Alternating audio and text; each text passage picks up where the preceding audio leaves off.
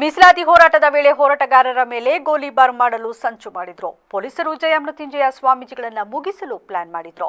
ಸ್ವಾಮೀಜಿ ಮುಗಿಸಿದ್ರೆ ಹೋರಾಟ ನಿಲ್ಲುತ್ತೆ ಅಂತ ಗೋಲಿಬಾರ್ ಮಾಡಲು ಸಂಚು ರೂಪಿಸಿದ್ದಾರೆ ಎಂದು ಮಾಜಿ ಸಚಿವ ರೇಣುಕಾಚಾರ್ಯ ಗಂಭೀರ ಆರೋಪ ಮಾಡಿದ್ದಾರೆ.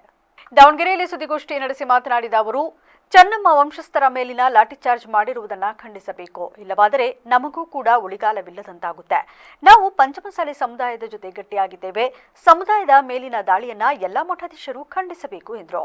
ಪಂಚಮಸಾಲಿ ಸಮುದಾಯದವರು ಮೀಸಲಾತಿ ಅವರ ಹಕ್ಕನ್ನ ಕೇಳುತ್ತಿದ್ದಾರೆ ಎಂದು ಹೇಳಿದರು. ಇನ್ನು ಲಾಠಿಚಾರ್ಜ್ ವಿಚಾರವಾಗಿ ಗೃಹ ಸಚಿವ ಜಿ ಪರಮೇಶ್ವರ್ ಹಗುರವಾಗಿ ಮಾತನಾಡಿದ್ದಾರೆ. ಪರಮೇಶ್ವರ್ ಅವರನ್ನ ಸಂಪುಟದಿಂದ ವಜಾ ಮಾಡಬೇಕು. ಲಾಠಿಚಾರ್ಜ್ ಮಾಡುವ ಬದಲು ಮುತ್ತು ಕೊಡಬೇಕಾ ಅಂತ ಕೇಳ್ತಾರೆ.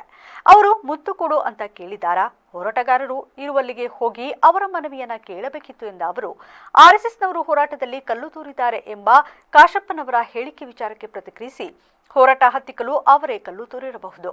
ಅಧಿಕಾರದ ಪಿತ್ತ ನೆತ್ತಿಗೇರಿ ಈ ರೀತಿ ಮಾತನಾಡುತ್ತಿದ್ದಾರೆ ಎಂದು ರೇಣುಕಾಚಾರ್ಯ ಅವರು ಕಾಂಗ್ರೆಸ್ ನಾಯಕರ ವಿರುದ್ಧ ಗುಡುಗಿದ್ದಾರೆ.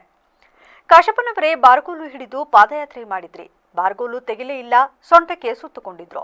ನಮ್ಮ ಸರ್ಕಾರ ಇರೋ ಸಮಯದಲ್ಲಿ ಒಂದು ಕೂಡ ಅಹಿತಕರ ಘಟನೆ ನಡೆಯಲಿಲ್ಲ.